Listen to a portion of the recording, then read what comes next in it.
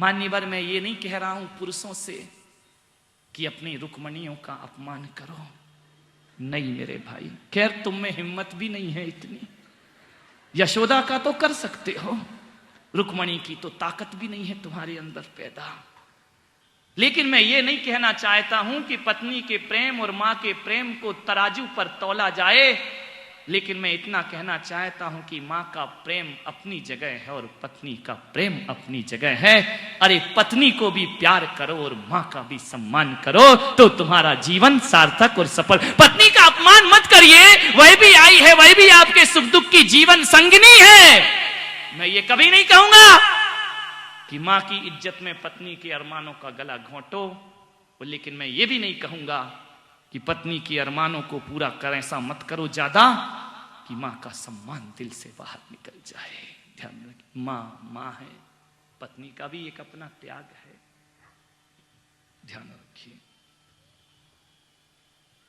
जिसके मां बाप मर जाते हैं उसके जीवन की आधी पुण्याई समाप्त हो जाया करती है, ध्यान रखिए।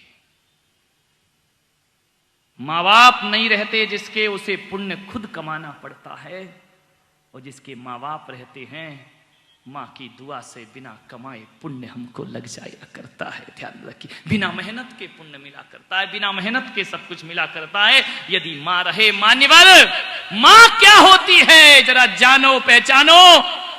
मैं 2 दिन से एक प्रसंग सुना रहा हूं आपको। मेरी दादी थी ना ग्रस्त जीवन की, जब मेरे पिता की ग्रस्त परिवार में मौत हो गई तो पुत्र शोक सबसे बड़ा शोक होता है। मात्र शोक पुत्र को हो या ना हो, लेकिन मां को पुत्र शोक। उस दिन से उस मां ने संकल्प कर लिया था कि जिसकी बहू विधवा हो गई मेरे सामने, उसने आजीवन श्रृंगार का त्याग कर दिया था। बहू विधवा हो तो सास श्रृंगार नहीं कर सकती है, और उसने त्याग कर दिया कि आज के बाद मैं गद्दों पर नहीं सोऊंगी, और आज के बाद मैं जब भी सोऊंगी तो चटाई पर सोऊंगी, ध्यान रखना। और जब बहू की मांग देखती थी उजड़ी हुई, तो सास ने नियम ले लिया कि मैं भी नाई बुलाकर अपने बाल कटवा लिए। यदि बहू की मांग में सिंदूर नहीं तो मेरे सिर में बालों की भी कोई जरूरत नहीं हुआ। ऐसा आदर्श, ऐसा जीवन। जमीन पर सोने लगी, सप्तम प्रतिमा के व्रत धारण कर लिए, ध्यान रखना। कितना करती मां की ममता। और जब मैंने सन्यास लिया, जब मैंने दीक्षा का मार्ग अपनाया, तो मैं बताऊं आपको कि जिस मां ने मुझे पाल पोस कर बड़ा किया, जिस मां ने मुझे सन्यास के मार्ग पर लाई, वह मां मेरे साथ अभी भी है, ध्यान रखना।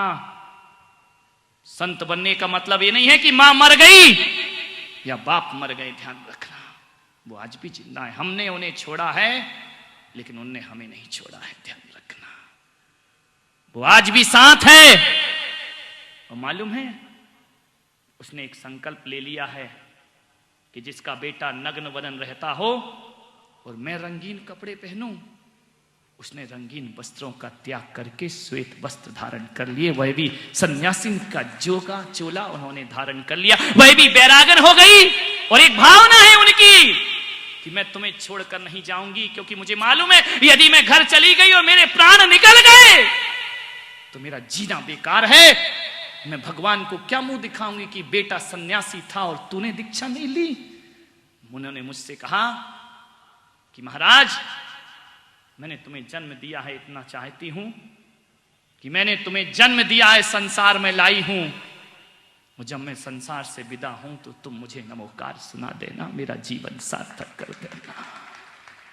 आज भी उस घर में कलह नहीं है, विवाद नहीं है, ध्यान रखना। शांति से वह परिवार जीता है। आपसे निवेदन है मेरा कि मां के ऋणों से मुक्ति जिंदगी। मां के इतने उपकार हैं हमारे ऊपर कि हमारी चमड़ी की जूतियां भी बनाकर पहनाओ तो मां के ऋण से हम मुक्त नहीं हो सकते हैं जीवन में।